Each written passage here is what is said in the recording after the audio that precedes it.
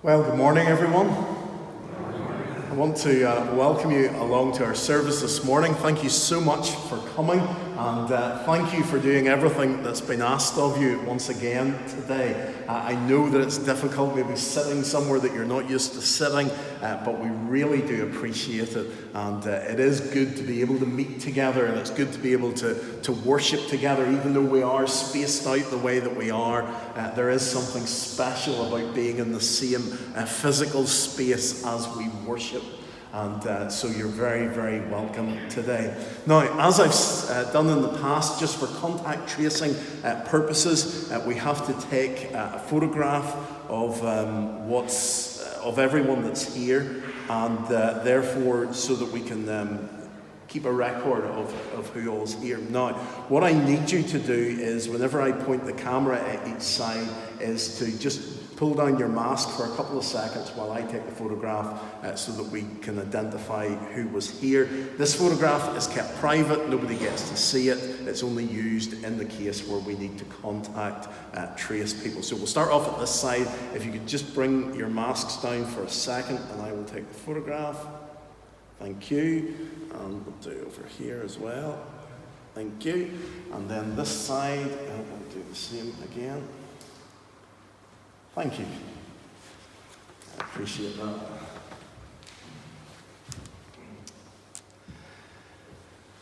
And also, can I say to you that if you're not on our list, our email list, and you have an email address, if you could just simply send your email address to burnsidechurch@gmail.com, then we'll make sure that we add you to the list of people, and we send out an email every Saturday just to let you know what is happening. So today in our service, it's all about rebuilding. We're following along again the little Bible study that our Presbyterian Church has produced. We've looked already at returning, we've looked at re-emerging into the world, and now we're looking at rebuilding our church, rebuilding our own lives, rebuilding the community that we're part of. And all of this needs to be done on the foundation of Jesus Christ. Whenever we rebuild a church, we are the stones, the living stones being built together. We are the building blocks that God uses to build his church. And so it's important that we remember that and that we come before God today. And as we think about rebuilding, I want to just begin by sharing a parable that Jesus told his followers in Luke chapter 6. And he said to his followers, "Why do you call me Lord, Lord, and do not do what I say? I will show you what he is like who comes to me and hears my words and puts them into practice.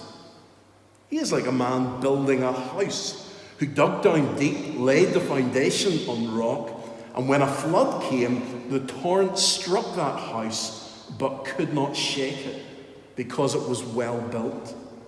But the one who hears my words and does not put them into practice is like a man who built a house on the ground without a foundation. The moment the torrent struck that house, it collapsed, and its destruction was complete." So let's bow before God in prayer together. Let us pray.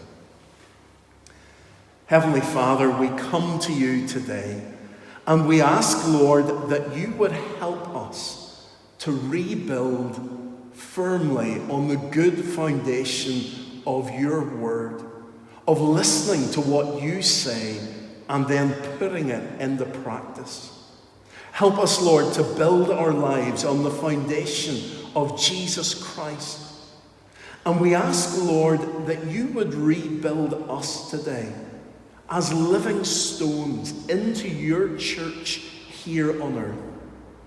Help us, Lord, to be a building, as it were, your people brought together in your name, that as we come together and worship, we would be bound together in fellowship. And then, Lord, as we go out from this building, we would be your church in the community. Help us, Lord, to build upon you. Help us to live with you. Help us to honor you in all that we do. For Lord, we ask it in Jesus' name. Amen. Our first reading this morning is from 1 Peter chapter 2, verses 4 to 10. 1 Peter chapter 2, verses 4 to 10. It's a passage where Peter is talking about the living stones and how we're being built together, and it's going to be read to us by Norman Stevenson.